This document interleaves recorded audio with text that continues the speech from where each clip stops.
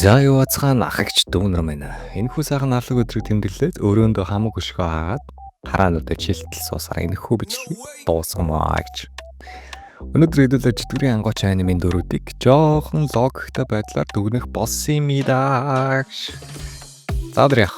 Шууд бичлэгийг эхлээд эхний дүрээр инээдтэй харагддаг эмгэнэлтгүй болох зэниц юм байна.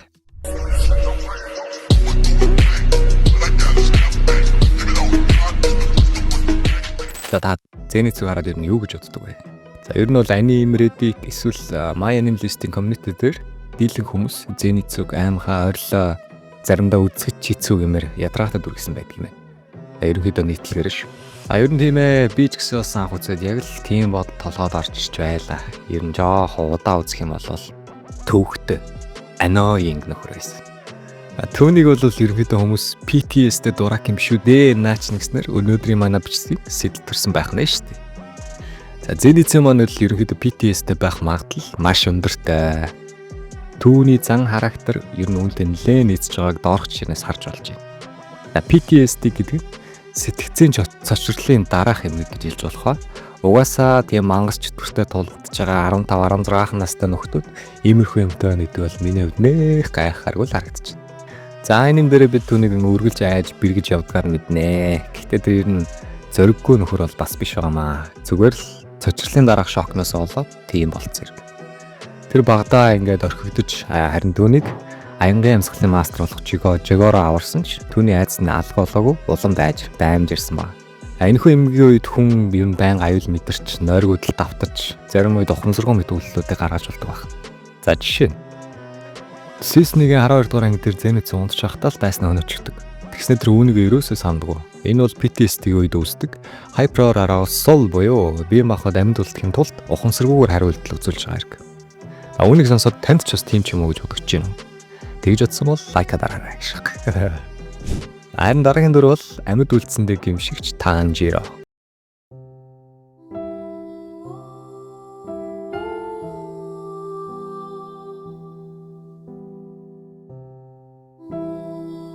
За харуулхыг зорилтод аарцсан бол ер нь үргэлж өсөн дэвжиж хүчрхэг болдог ээлдэг өрөвч гэх мэт зангууд давнгаа харагддаг.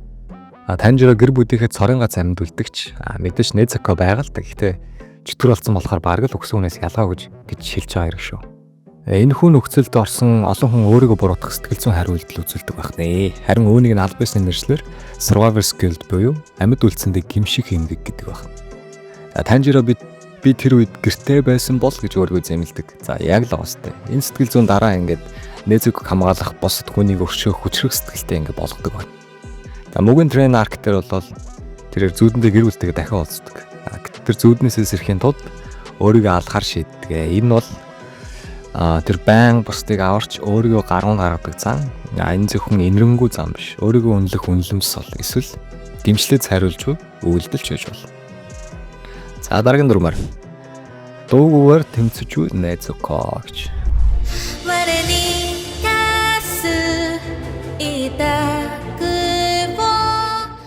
Незуко анимын туршид ерөөсөө нэг ярьдаггүй. Гэхдээ маш их зүйлийг өөрийн хөдөлгөөн бие харцаараа илэрхийлдэг. За ихэнхдээ дуугүй номоо, ер нь бол их чиг. За тэгээд сэтгэл хөдлөл багтай. Энэ нь бол диссоциац эсвэл сэтгэл зүйн хаалттай үнийг дүрсчиж мэднэ. За диссоциац гэдэг нь бол хүний ухаан мэдрэмжийг салгаж хамгаалах механизм юм аа. Ялангуяа ямар нэгэн хүнд цочрлын дараа тухайн үдтийг дахин мэдрэхгүй тулд тарих өөрийгөө тусгаарладаг гэсэн үг. За CS2 дээр Незуко демо хэлбэрт орох үедээ төрмгийн зэрдэг галзуу мэт харагддаг. Харин энэ нь удаан хугацаанд хуримтлагдсан уу гошуу хорсолл нь тесэрч гарч байгаа гэсэн л үг юм ер нь бол. Дуугүй байна гэдэг нь бол сул дорой гэсэн үг шээ. Энэ бол сэтгэл зүйн хамгаалтын нэг төрөл юм аа. Сэтгэлч бас эргэтэн гэдэг байгаа шүү дээ. Манайхаа мэдчихсэн дээ. За Иносуке ганцаардлаас үүссэн айдас. Иносуко бол өсвөр насныхаа хамгийн их илэрдэг attachment disorder буюу хайр халамж дутуу өснөөс үүдсэн харилцааны асуудлын тод жишээ. Тэр бусдыг ойртох үед өөрөөсөө түлхдэг, айдсаа сүр хүчээрээ хаалхалдаг. Тэр хизэж хангалттай үнэлүүлж байгаагүй.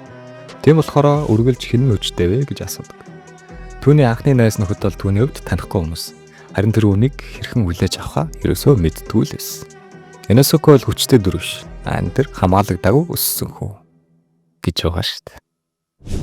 За сүүлд нь Гио. Сэтгэлээ нуусан самурай. За Гио бол үргэлж чимээгөө оршиж ярьдаггүй, инээдэггүй. Гэхдээ энэ бол зожиг зам бол ерөөсөө биш. Харин сэтгэл хүндрэлийн шинжээч. Тэр үргэлж өөрийгөө голж үн цэнэгүй гэж боддог. Энэ даалт сэтгэл готрог буюу functional depression нүүрэн дээр зүгээр байгаа сэтгэл дотроо ер нь сүнж байгаа л гэсэн үг. Тэр өөрийгөө найзынхаа оронд амьд үлдсэндээ бурууддаг. Яг танжир шиг. Гэхдээ арай өөр хэлбэрийнх нь. Тэр амьд үлдсэн ч дотроо бол амьд болсон мэт. Тийм л хүн. За ийм ерөнхийдөө шинжүүдтэй байсан байх нь. За тэгээ сүүлийн хэдэн дөрүүдийнх нь бол нэлээд богино болчлоо. Гэхдээ аргагүй л та би лазнаад эхэлчихэж байгаа юм л да. За би та нарын дуртай зүйлээр бараг эрүүл мэндийн хичээл орчлоо шүү дээ.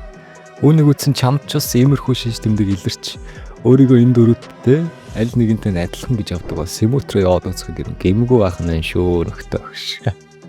За даалгцсан бол subscribe